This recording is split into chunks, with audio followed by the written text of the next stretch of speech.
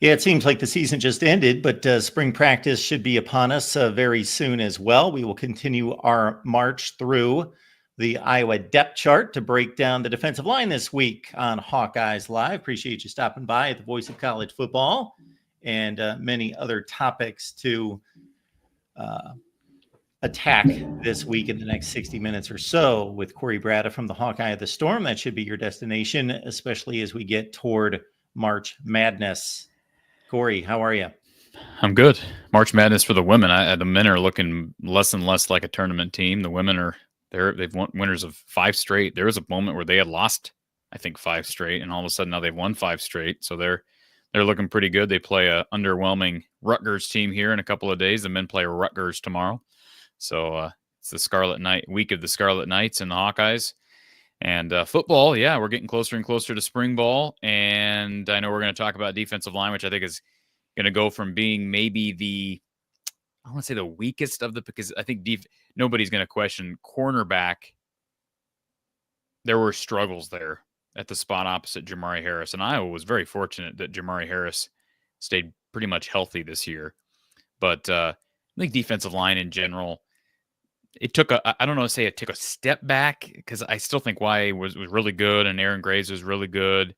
I still don't think they were as electric as we have seen them, when they have a great pass rusher like an Epinesa or even an Anthony Nelson, or go down the list. So I'm hopeful. I'm cautiously optimistic they may have one with a certain player this year. And I think what they've done in the portal is intriguing as it relates to depth up the middle. I think they'll have more depth than they did last year. So we'll talk about that as well.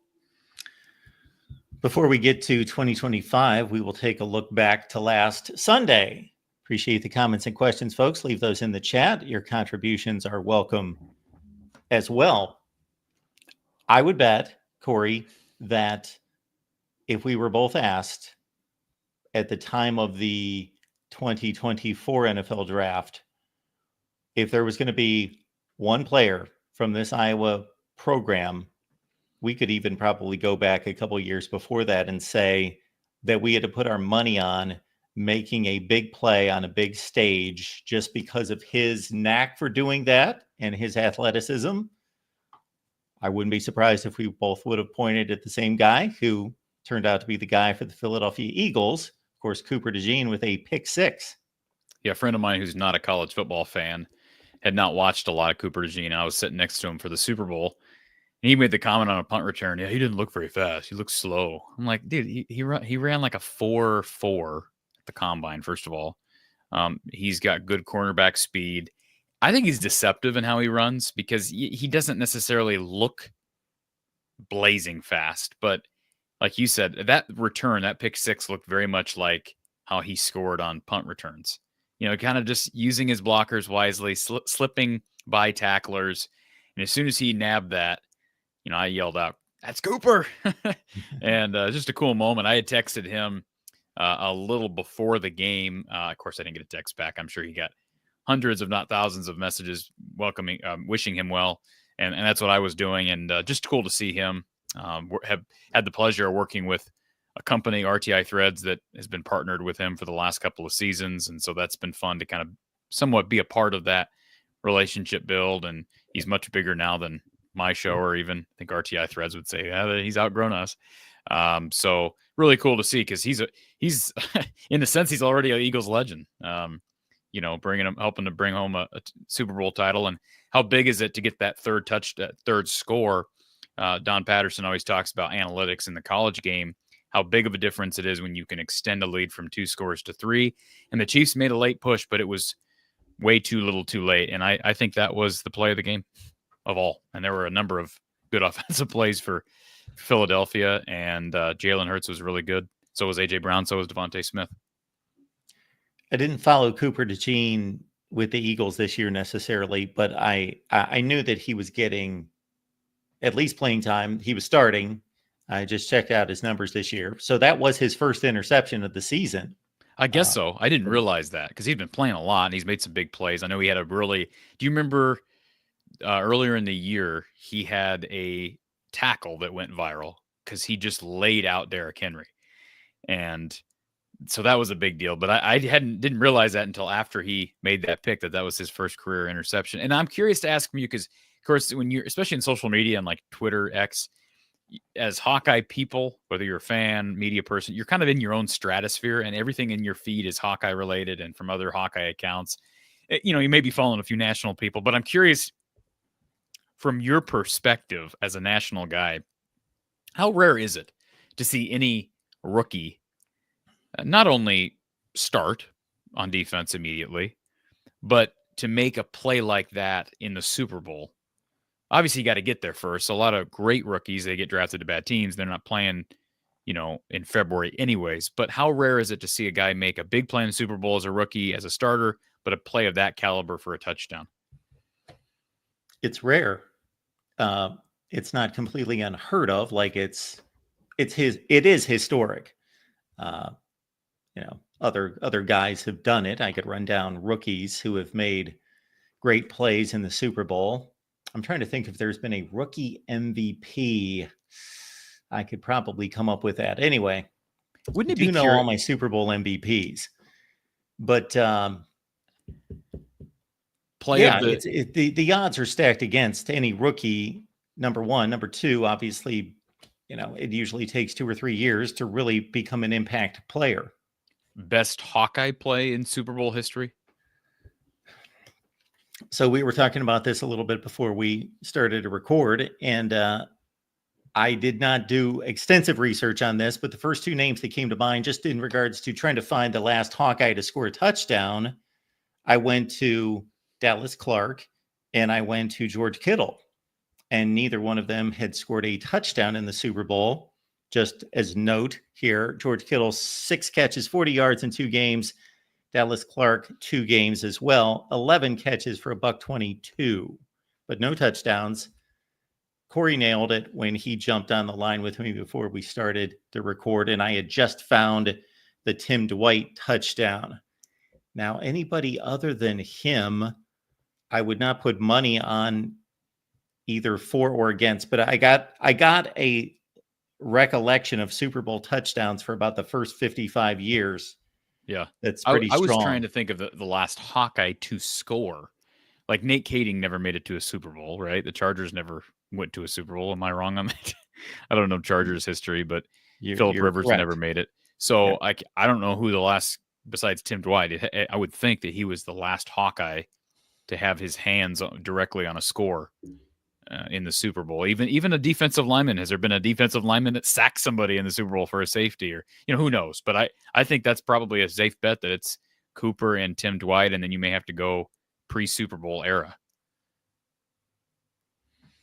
Yeah, so that's a special feat. 51 tackles for Cooper DeJean this year as well. So to your point, a lot of playing time, starting and contributing to the Super Bowl champs. So that's a cool thing for him and for Hawkeye fans. And before we move on to a different subject, Hawkeye fans, look, the other guy who turned a year older on Sunday was Saquon Barkley, who also holds a special place in Hawkeye fans' hearts.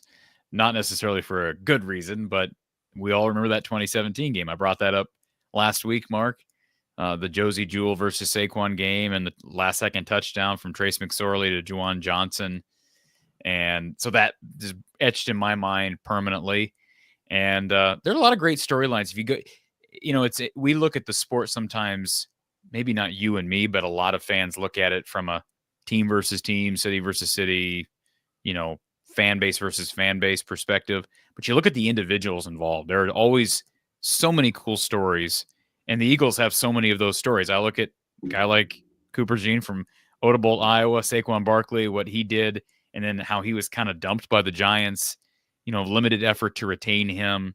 And then, Dallas Goedert played at, I believe, South Dakota State in college, FCS powerhouse now, but, he's a Super Bowl champion as a starting tight end in the league. You have Jalen Hurts. You have the Jalen versus Tua back and forth. Remember the comments from Nick Saban to Maria Taylor after the game? That's etched in my mind, right? And then Jalen Hurts does phenomenal things at Oklahoma. So there's just a number of different storylines as you run down and that's just scratching the surface. So I'm happy for the Eagles. I'm happy for Coach Gary Close. He's a huge Eagles fan, and he got to see his team win after I think a lot of people feel like the officials hampered their chances 2 years ago. That's up for debate, but this is a really good franchise. And now you're looking at them like, are they the next power? You know, I don't know how much combing through their roster, how much retention they can count on. But having made the Super Bowl 2 of the last 3 years, and now they have a title under their belts, and the way they did it on Sunday in such dominant fashion, you and I have watched a lot of football. You've watched more than I have over the course of your lifetime. But did it or did it not at halftime seem like it was over? It was over. I mean, can we agree? Yeah. It wasn't like listen. It wasn't like Falcons Patriots. What, like 6 years ago? It smelled nothing like that. No. The Chiefs looked they looked like an Iowa offense. That's what they look like. Like when you have Patrick Mahomes who's like 2 of 6 for 13 yards. I mean, it looked like an Iowa offense under Deacon Hill or Spencer Petras. It did. And to me, they showed no signs of life. Now that I give them credit, they scored a little late, but the garbage touchdowns didn't mean anything. That Philadelphia defensive front dominated a Super Bowl as much as any that I can remember in the last 20 years, probably since the Baltimore-New York Giants Super Bowl, which they only gave up a little over 100 yards of total offense in that game. So, yeah, in this day and age against that offense and a prolific quarterback and an all-time great already at the age of 29, and had he won that game, there would have been legitimate claims of him being the greatest of all time. Yeah. And a lot of people don't want to hear that, but he's got a long ways to go. And I know that people like to people get sick of teams and personalities and players. And I as well. I didn't want the Chiefs to win. I was rooting against them, did not want them to continue this run. It's nothing against them, just sick of them, like I was sick of the Patriots. But boy, talk about the social media response on Patrick Mahomes after he lost that game, and just the ridiculousness of comparing him to Tom Brady. Well, at this stage in his career, he's actually eclipsing Brady. So we'll see how the next 10 years plays out. 10 years play out. Yeah. I think it's going to be hard for him to accomplish everything Tom Brady did in the latter half of his career, just from a longevity standpoint. But we'll see. Just the way he plays, I guess is what I'm thinking of. But he could step off the field right now, never play another down, and he's one of the 10 greatest quarterbacks ever. Yeah. If he did that, though, that'd be a weird mark on the legacy for him to walk away this early. He's got to finish out his career. I mean, there's a lot that could happen, right? Barry Sanders was 29, stepped away. Didn't play quarterback, but yeah. No, he didn't have as much time left, but he was still basically in his prime. Speaking of prime, the other Sanders, right? Coach Prime, is primed for more attention. He is in so many commercials. Why is he in so many commercials? Like, I understand he's at some point you are a head football coach of a college football program. Your job is to make it about other people. And he makes it all about him, always. I know Nick Saban's in commercials. Nick Saban's retired, first of all. I know some people would bring that up. Name another head coach who's in a bunch of commercials. Nick Saban wasn't retired when he was doing all those Aflac and other commercials. Yeah. You bring it pretty close, and he had a resume to back it up. But he had a resume to back it up, but Deion Sanders also, I am not a Deion Sanders fan. I'm also trying not to be a detractor, even though he kind of annoys me. I'm trying not to let my personal angst for his routine get the best of me and try to hit this objectively. It's ironic that you bring this up because those are Big 12 TV ratings that I'm working on. We're going to do a TV ratings series. Is he towards the top of all those games? Towards the top. Dominate. You realize the 10 highest rated college football games in the Big 12 were all Colorado games, and it's not even close. Yeah, I don't think that's good for. I don't. Like I don't care. I'm not an Iowa State fan. I'm not a Big 12 fan. That's not good for the conference because it's not he's good for the conference at all. It's a bad look for the conference. It's a horrible look for the conference when they can play North Dakota State and get 5 million views. And let's not disrespect North Dakota State. And nobody's watching the game because of North Dakota State. That game would not even have been scheduled. That was an ESPN Thursday night game to start the season. Don't be disrespectful to North Dakota State. I'm not quarterback North Cam Dakota Miller. State, but even North Dakota State people that have logic know that they don't get an ESPN Thursday night game without Colorado being on the other sideline. NDSU quarterback Cam Miller is from Solon, Iowa. So same hometown as Tyler Linderbaum, by the way. I will give North Dakota State 6,000 out of the 760,000 viewers of that game. Anyway, the point being about Deion Sanders, you brought him up. Yeah, I just get tired of seeing his face everywhere. I don't know. I know that's where we're at. So that's where we are. And he did take over a 1-11 team and then went 4-8, 9-4. Now I think he's got to prove it. Kind of like Scott Frost, what he did at UCF. Now, the difference is Deion is doing it at a Big 12 school, not a, whatever UCF was at the time. But prove it, right? It's like making the last shot in horse after you make one. Prove it. So he's made that program successful. Let's see him do it again in year whatever this is going to be. He was being interviewed for the Cowboys job, wasn't he? Or were those just rumors that he was being interviewed? I don't know if those are substantiated. Yeah. Such a weird dynamic in college football now. And you have guys that can take jobs for a couple of years. It's like Bill Belichick, the way his contract is structured. It sounds like he could just up and leave whenever he wants. Like, how do you do that when you're building recruiting classes and relationships? It's such an odd thing when you're trying to mix everything's. It's basically just two different levels of pro football is all it is now. Because of a lot of recent conversations, not a lot of recent conversations, let's say one or two that I've had in the last week or two concerning Bill Belichick, it's hard for me now not to think, when his name is mentioned, not to think of his relationship with this 24-year-old. Did you hear Snoop Dogg's joke at whatever award show that was? Snoop Dogg made some joke about how he was talking like all the things that he remembers back when Bill was seen successful in the league. And I think that's what premise of the statement. And he was, just talking about the state of college football, yada, yada. And then he said, I remember when Bill's girlfriend was born. And she was like, they showed her face and she was like in shock, but she kind of laughed. It's that's weird too. But hey, there's nothing wrong with it. Like, I've got nothing against it. He can do what he wants. Does it seem odd? Yes, it does seem odd to be nice. I mean, frankly, and you're not as old as Bill Belichick, but if you walked in here, said, my wife, here's my 20-year-old wife, and she's co-hosting the show with me, I'd be like, Mark, we need to have a talk. Well, at that point, if she was my wife, I don't know what kind of talk we would have. Well, yeah, no, that's not Bill Belichick's wife either. It would be said and done. Yeah. Do you think Bill and her are going to get married? I seriously doubt it. I mean, let's just be honest. It's very doubtful that they get married. That's a crazy gap. 72-24. Wow. 72. That's nuts. Is he a Rolling Stone member or something? Anyways.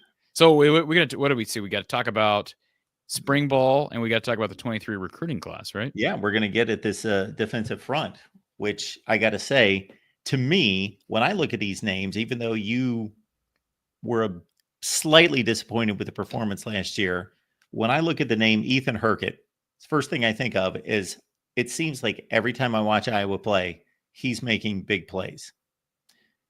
And Aaron Graves is the next, pretty exceptional player. And then Max Llewellyn is surging. Yeah, I think he's the guy kind of alluding to earlier. I think he's got an opportunity to be a Drew Ott-like guy, like Drew was before he got hurt in 2015. Potentially, he's got the size. He's got the trademark spin, which is something I don't remember much out of Drew Ott as far as having that one. I think his swim move was pretty darn strong, But yeah, he's got that spin move. So it's going to be interesting to see how he develops. I would think, assuming he's run containing like they want him to in year 4, whatever it is for Max, that he'll be starting opposite of his buddy Ethan Hurkett, who's coming back. And what a huge, huge. I mean, just be able to get somebody with that type of a resume and that level of experience, veteran leadership, Eastern Iowa kid who bleeds black and gold. Those 2 kids, and hey, you get Jeremiah Pittman back for another year, a leader. He's not going to give you a lot of electric production, I don't think, but he's going to be a solid stopgap in there, and they need somebody. He's not going to be wide black. He doesn't have that type of size, but he is a big body at close to 300 pounds. And yeah, and then you get Aaron Graves, who I thought might test the NFL waters a little bit. To have him and those other 3 I just named back, and I don't know who's starting up the middle besides Graves. I don't know that that's Jeremiah Pittman. In fact, if I was to, slap a number down, I'd say it's probably less than 50% that it's Pittman. I could see one of the 2 transfers coming in here. Jonah Pace, who's a transfer from Central Michigan, senior, very experienced guy that I think Iowa believes can come in and play immediately. I think he was 2nd or 3rd team All MAC, so solid in the MAC. Obviously above average in the MAC. Would think he could be a solid Big Ten interior guy, but it's going to be Aaron Graves, middle. It's his team now. It's his unit. And then Bryce Hawthorne's a young, talented prospect who's about the same size as Jonah, maybe an inch or 2 shorter, but very productive at South Dakota State. And then, of course, with the coaching change there, he hit the portal and Iowa was in on him quickly. So I just think they've got better opportunity at depth there. Now, we got to see how things play out in the spring, but to get those transfers in the spring, because they are dealing with attrition. They always do with a room as big as defensive line. Like I say, Y.A. Black is gone. Who am I missing? Y.A. Black. Let me see the number people on your screen here. Deontay Craig is gone. And I'm missing one other guy, aren't I? Just those 2. Craig and Black, I guess. I was thinking there was one other one that I'm just drawing a blank on. And Brian Allen's back. Here's another guy. No disrespect to Brian Allen. He's going to be a junior this year. Can't believe his first 2 years have gone as quickly as they have. So I don't know. I mean, it could be, Mark, we could see a line that is full of really good pass rushers. They got to be able to run contain. But, I mean, you look at those top 4 of maybe Hurkett, Llewellyn, Graves, and Brian Allen. That's intriguing. And then you're going to have a couple of bigger bodies, several bigger bodies, and Pittman, Jonah Pace, and Hawthorne pushing, and then a bunch of young guys who have really high athletic upside. Devin Kennedy, Kenneth Merriweather, who I say young, I think he's a redshirt sophomore now. Chima Chineke out of Plano. Jack Campbell's little brother, Drew. He's a second-year guy now. Joseph Anderson. He's got high athletic upside. So they got a lot of young bodies to work with. It should be a green group that should be fun to work with, that is not going to be under the gun to be starting level material right away, but they got all spring and into summer and into fall camp to condition some of those guys and see how deep you can get that room. They were less deep last year. We've seen years where they're willing, Kelvin Bell and Phil Parker, they're willing to go 8 or 9 deep. I think we were closer to like 6 deep on a consistent basis last year. It's maybe 7 at times. Can we get to 8 or 9? That would be back to the standard of what you want on good years, with the potential of having an electric guy on the outside edge with Max Llewellyn. And I'm seeing some young guys that I would expect with that kind of depth won't be needed in 2025. But the second highest recruit in the class, as you will know, Joey Van Wetzinga, is a defensive lineman. Yeah. So he was a Great top 5 rated player in the state.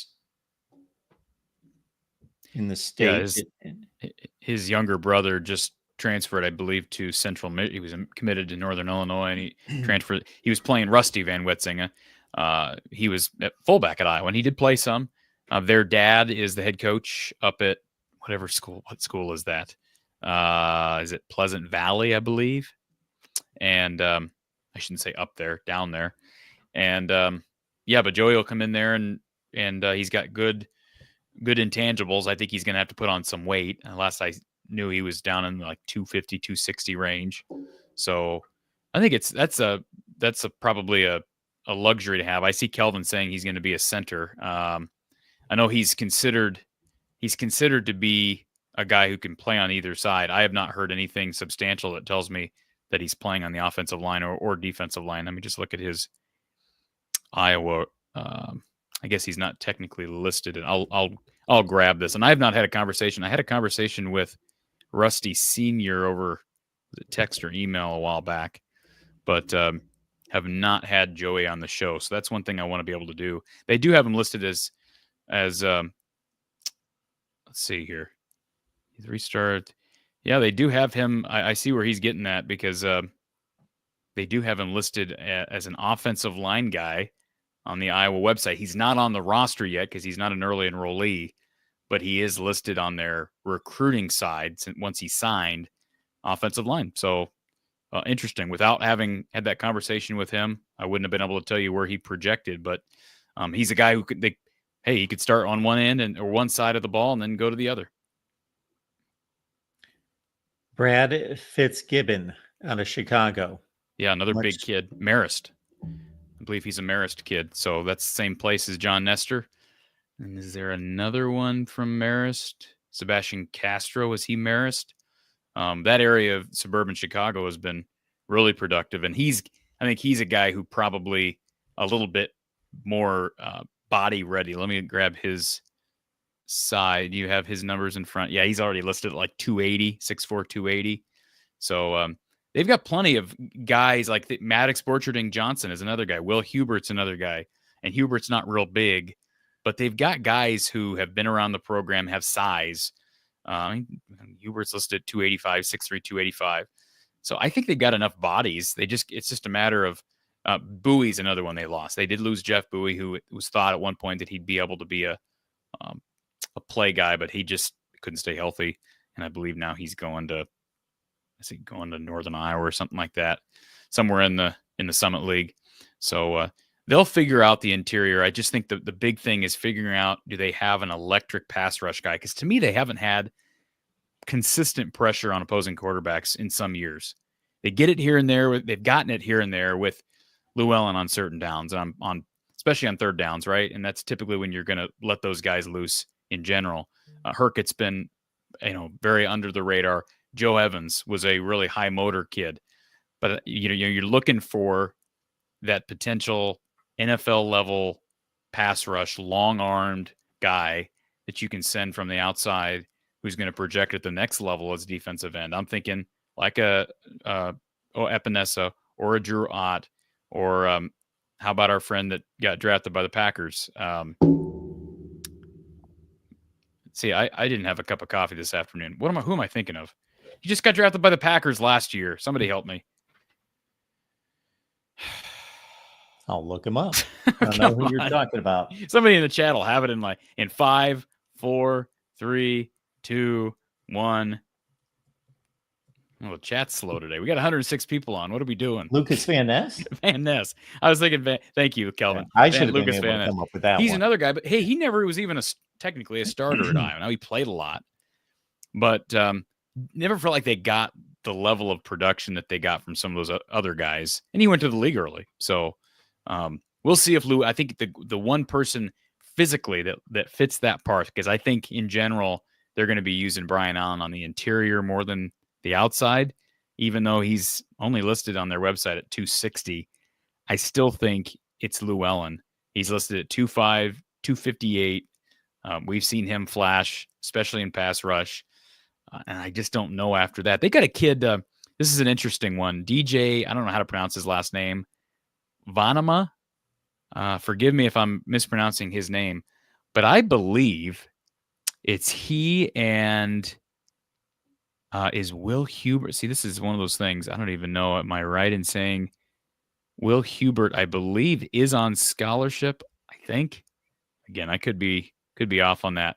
But it's DJ and one other player that's playing defensive line is it Luke Gaffney who might be here as a walk-on, I believe. Don't quote me on that, and I apologize if I'm wrong on it. But a lot of guys left because they're trying to get the numbers down to $1.05.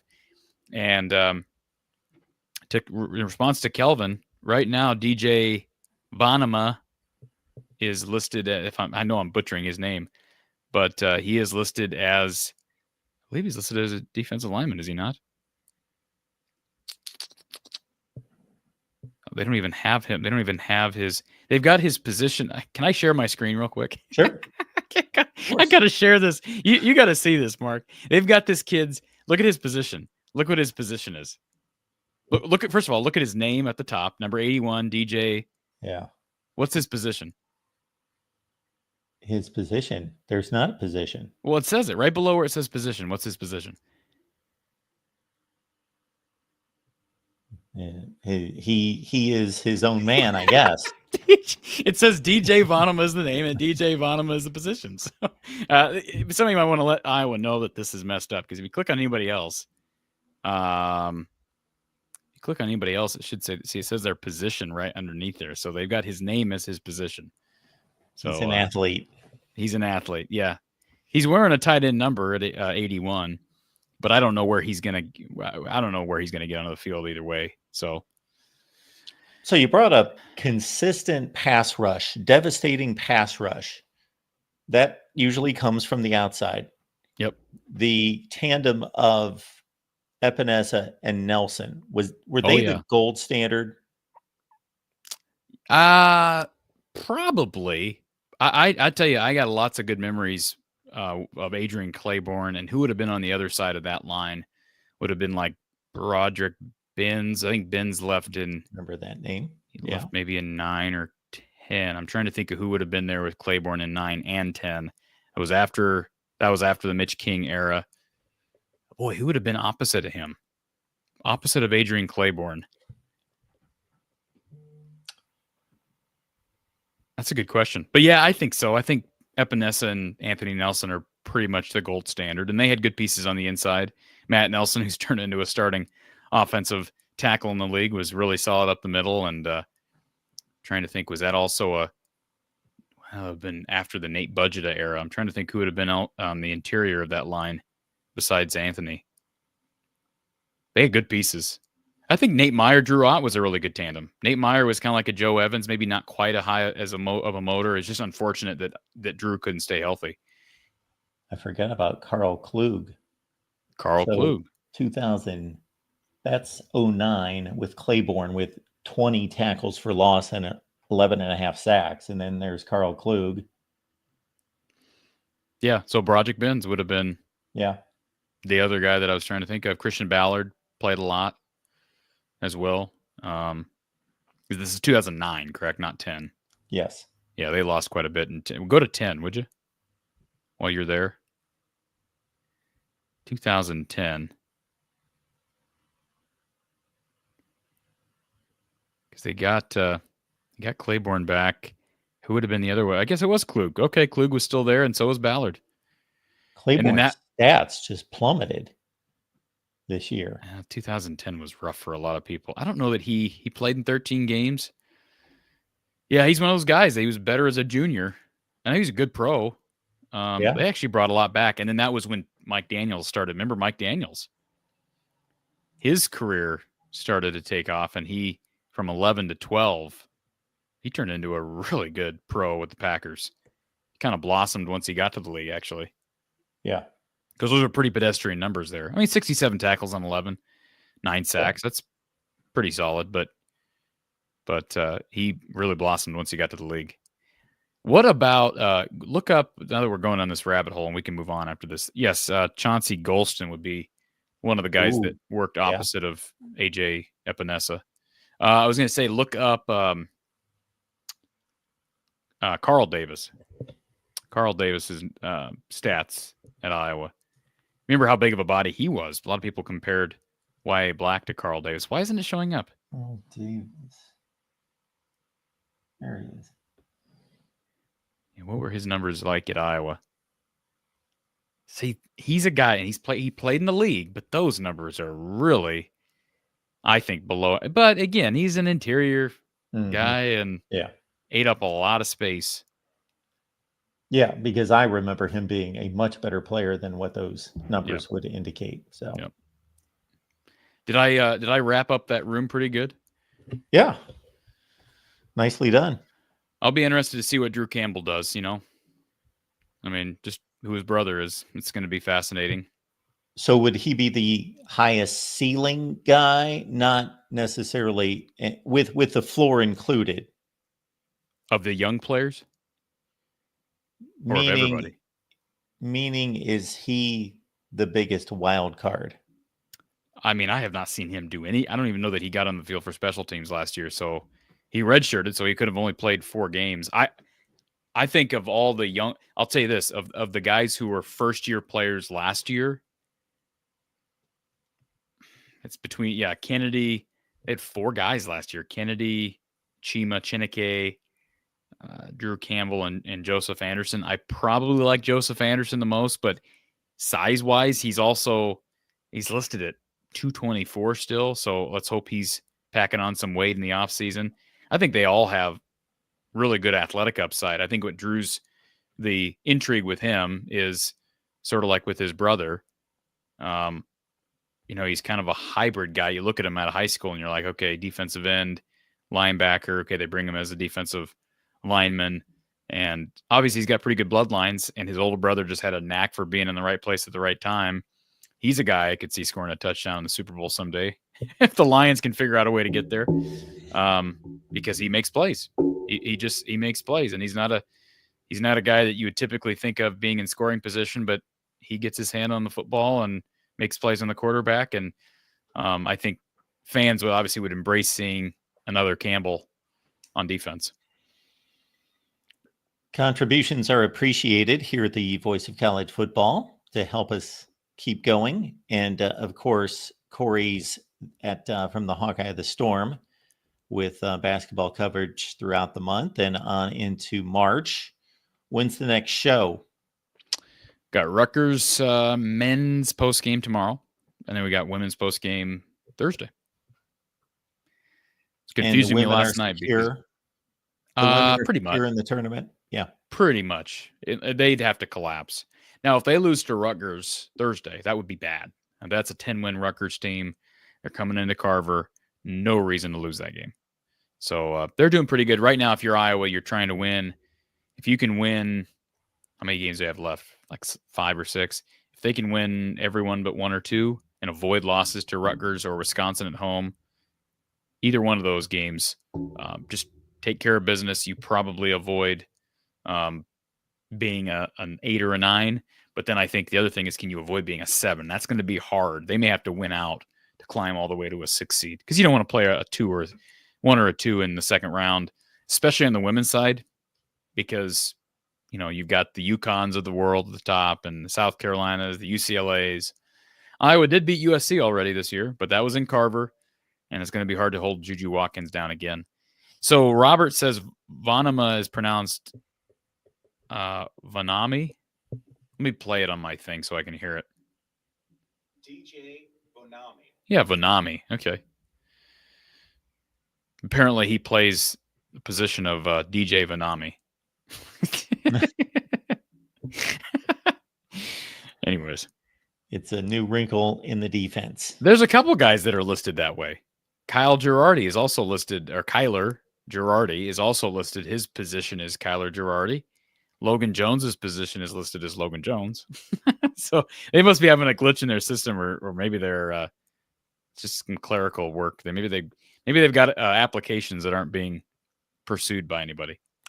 Yeah, I would think it's a glitch. Logan Jones has been on the team for how long? He still doesn't know what position he's playing. Yeah. Position is still open.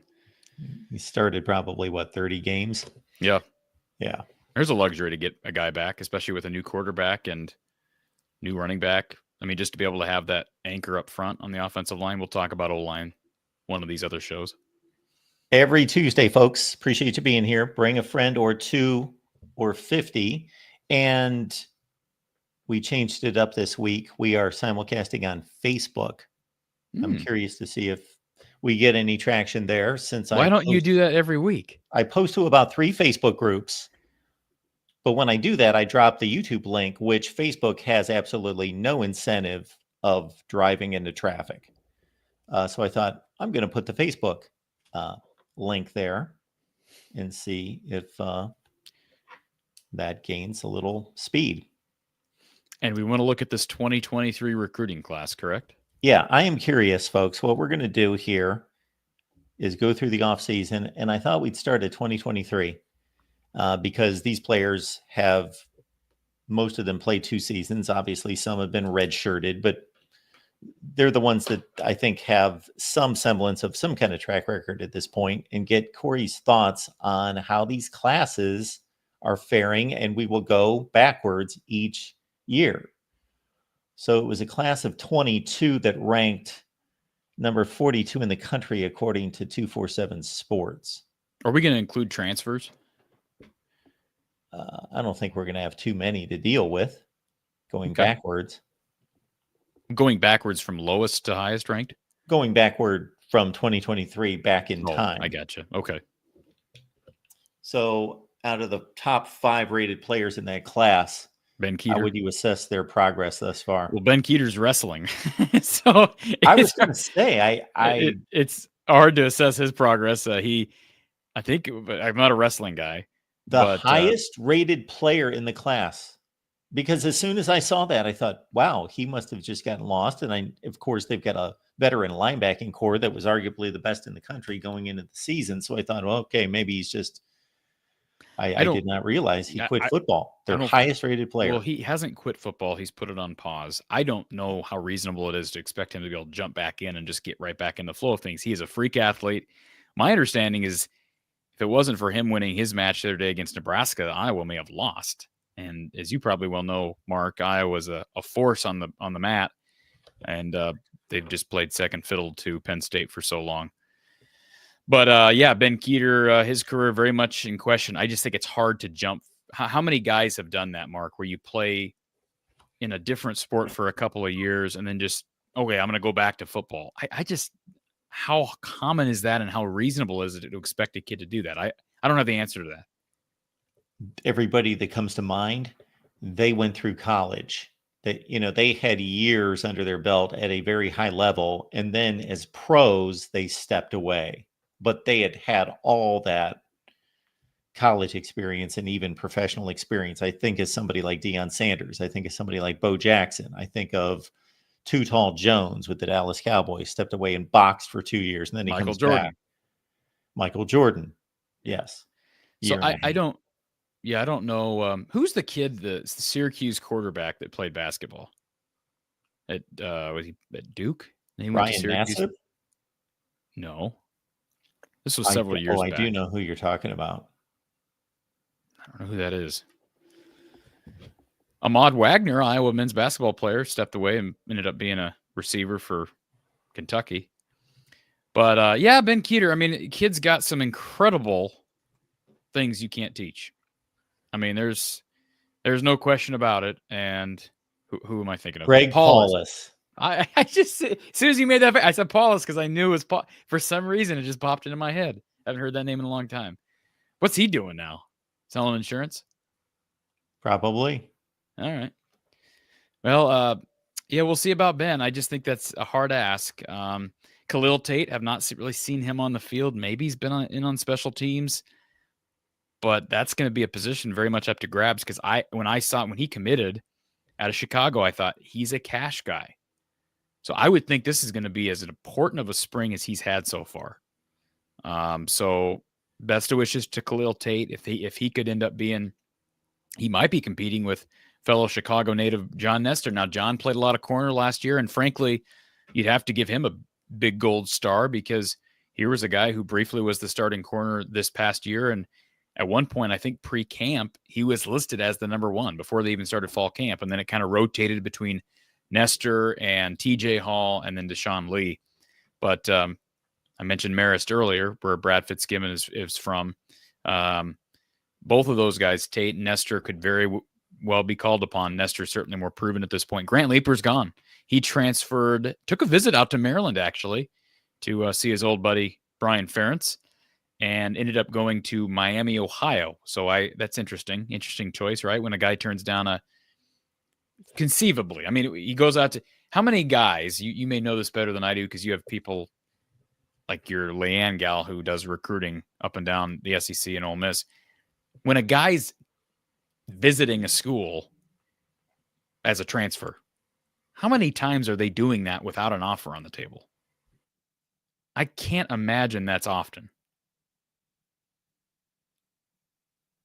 To where the player is transferring? I don't think did they're not getting originally receive an offer? Correct. I don't think guys are necessarily going to schools unless they have an offer on the table. Now, maybe it's different with guys who are maybe not getting a bunch of high major attention, like maybe Grant Leaper, maybe Brian said, hey, let's have you out here. And if Loxley and company like you, we may offer you. And then he never got offered. That's possible, I guess. But my point is he ended up going to Miami, Ohio. So, well, my guess would be if we're talking about a Grant Leaper or that caliber of player who has made little impact on the college level, then what you are projecting or anticipating would be the rule, that they're not able to go somewhere at or near the same level if they didn't receive an original offer, as opposed to somebody like Braden Fisk, who was nearly the defensive rookie of the year in the NFL this year, was an all MAC player. Then he ascended to Florida State because he was so good in the MAC. But was he receiving a Florida State offer out of college? No. Or out of high school? No. Because he had to prove himself in college. What do you have against Grant Leaper? Shame on you. I don't have anything against him. He hasn't proven anything. He hasn't proven anything. You're right. And I liked it. Hey, he came to Iowa as a gray shirt. He put his faith in the program, paid for college for a year. And so, but anyways, Miami, Ohio. And then, of course, Brian Ferentz is Fresno State now anyways, so who cares? Leighton Jones, with Logan Jones coming back, it's just another year to wait for Leighton, who I think is planning on, I think they project him as a center, and they got several guys who are just sitting around waiting their turn. I thought Michael Myslinski might leave during the offseason. He has not left. Now, remember, there is another portal window post-spring. So that's a position to watch for if you're looking at the portal in Iowa. Do they lose somebody via the portal at center post-spring? I think that's possible. I'm not saying it's going to be Logan Jones. He's from Brownsburg, Indiana. Trevor Lauk, that's one to watch for. Maybe the guy. If I was to tab one guy in this class to watch for in 2025, it would be Trevor Lauk, because they lose Mason Richmond at left tackle. Lauk came in as a 3/4 star kid, depending on where you're looking. Came in physically looking the part, highly touted, and originally was supposed to come in with Caden Proctor. Proctor ends up doing what he did, and now he ends up being the highest rated outside. He's the highest rated lineman. I don't know why 247's got Leighton Jones ahead of him, but in my opinion, Lauk is the best prospect in that class. And so I know the way it sounds, they like him at left tackle, but he has not done it yet. So he's the guy to look for. Zach Ortwerth's played a lot. Not a guy I had pegged heading into, last year, this year, but, comes out of St. Louis, makes some big plays as a freshman, plays as a sophomore, and now with Luke Lachey gone. We talked about tight end the other day.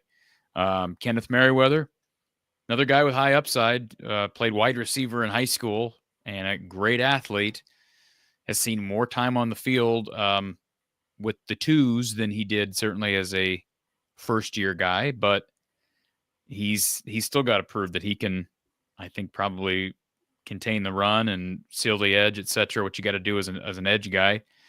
Alex Moda, no idea. And I was hopeful about him simply because of the speed aspect. Ran track in high school, was a high school quarterback. So you think, okay, that gives you some insight. Iowa's had some good success with former quarterbacks at receiver. I don't know how fast his 40 time was, but or his 100-meter time, I guess, is probably the better indicator at the high school level because they don't run the 40-yard. So I don't know. He's not played at all. He's really the receiver in that class that has not seen the field. So maybe he's in line for a position change. That's something to look for. A couple of these guys could end up getting their position switched. Dayton Howard scored a touchdown last year. got to keep in mind, these offensive skill players were not recruited by Tim Lester. So Lester's working with some of these guys who were recruited by Kelton Copeland, Brian Ferentz, etc. Dayton Howard's a big body. Remember, he had not a single other offer out of high school, not from a Division II school, NAI, nothing. Iowa takes him on scholarship. Very intriguing decision. He's looked pretty good. They obviously like him as a blocker. He's a big-bodied blocker at receiver. Chase Brackney, he's gone as well. I don't know where he went. I think he committed to Sac State and then decommitted. And what's-his-face took over that job, the former go-go offensive coordinator at UNLV. I believe he got the Sac State job. Was that Michael Vick who got the Sac State job? Do I have these jobs confused in my own head? Where did Michael Vick go? He didn't go to Sac State, did he? He didn't? I thought he did. Michael Michael Vick, head coach. He is at Norfolk State. You're good call. Good Norfolk State. I couldn't come up with, but I knew that he stayed on the East Coast. So, yeah, Brackney's gone. Again, 3-star kid, kind of a gamble, but, they obviously liked him out of Cherry Creek, same school as former Iowa quarterback Alex Padilla. Jared Bowie's been a nice surprise. He's another kid that I didn't necessarily think real highly of. They got him late in the process. They needed another receiver in that 23 class, added him late out of Tampa. He's been good. Can they develop him? Second year under Lester. So that's positive. Still got a lot to prove, though, as most of these receivers do. Kamari Moulton, another guy, very late in the process, late add, undersized. I had him as my number one running back heading into last year, and people can laugh and laugh and laugh if they want to. Look, he was atop the depth chart. Caleb Johnson had proven next to nothing to that point as it relates to consistency, and Kamari Moulton had flashed year one. He's in line to maybe be the starter next year with Jazz Patterson. Were you going to say something, Mark? Well, I was going to say, isn't he the steal of the class? Probably. Yeah, I didn't. With his, look at what he's listed at heading in out of high school. 5'9", 180. He's a running back, but he came in ready to go year one. We don't need to talk about Marco Lainez. That's one that I just unfortunately got. Well, he's gone now. Where did he go? He went to not Troy. Where did he go? I don't know. Give me a second. I'm looking at Kamari Moulton's stats because I think that's pretty impressive. 5.6 yards per carry in the Big Ten, 84 attempts. Yeah, no, he was good this year. He's just overshadowed by a, first team All Big Ten running back, and Iowa hadn't had one of those in a long time. So I'm excited to see what Kamari Moulton can do with more touches, and he's not a lightning bolt. He's not necessarily a zigzagger, but he packs a punch. He's, I think, a do-it-all back that may be a little undersized, but has gained a lot of weight since he's gotten here. Oh, Maddox Borcherding Johnson out of Norwalk. They're part of that interior. I've not really heard anything about Maddox, so he's still with the program. Younger brother just committed to a smaller school. I believe he also plays defensive line. Terrell Washington Jr., there's a Swiss Army knife if you want to compare him to somebody, maybe a Tyrone Tracy that was underutilized in the Iowa offense. Maybe they can get Terrell Washington Jr., who they've ran a lot in the backfield out wide. They can get him to be a weapon with the offense. Cannon Leonard, another offensive tackle that, they need help at tackle now with Richmond gone and with Dunker a year from being gone. Huge body at 6'9". Don't know where he's listed now. I guess I could find this. He was listed at 265 there. He's now up to 306. How about that, Mark? That's a big dude right wow. there. 306, and he's a third-year guy. So, is he going to be able to play football, though? It's just, that's the thing. But physically, he's going to look the part. So, question marks there, but somebody's got to emerge at tackle. Zach Lutmer, comparisons have been made to Cooper DeJean with his speed. He won't be a starter this next year. He's partnered with RTI Thread, so I'm a big Zach Lutmer guy. And Central Lions, same high school as Reese Vanderzee. So there's a solid connection there. Ontario Thompson was a national champion at Iowa Western, jumped to Western Michigan, and then jumped right back into the portal again. So this is the 23 class. He's been in the portal twice already. So I loved his story when he got to Iowa. I talked to him a couple times in the show, but he doesn't. I don't want to say he doesn't know how to stay put because I don't know exactly the ins and outs of stuff. I know I've heard things, and Kelvin Bell made a statement a couple of years ago, or was it last year? When I asked about Ontario Thompson leaving, he said, well, sometimes you got to be willing to buckle down and do work. So read between the lines of Coach Bell's comments there if you want. Tegan Davis has not seen the field either. They flipped him late. Remember, that was right after the Caden Proctor flip, right? When Alabama flipped Caden Proctor and all the fans are, oh, that's dirty. Well, the day before signing day, Iowa flipped Tegan Davis from Eastern Illinois, not Eastern Michigan, Eastern Illinois. So maybe a bit of the pot calling the kettle black. Now, what Proctor did coming back and then leaving again, totally different discussion. But so Tegan Davis has not seen the field, and I'm assuming he's still projected as a corner guy. Has not played. Aiden Hall is no longer with the team. He told me at one point about a year and a half ago that it was not a done deal, that he could return. I've heard nothing. And he's not on the roster. My anticipation that he's done as well, which is really sad because he was a really high upside kid, fast kid out of a great football community, Harlan, Iowa.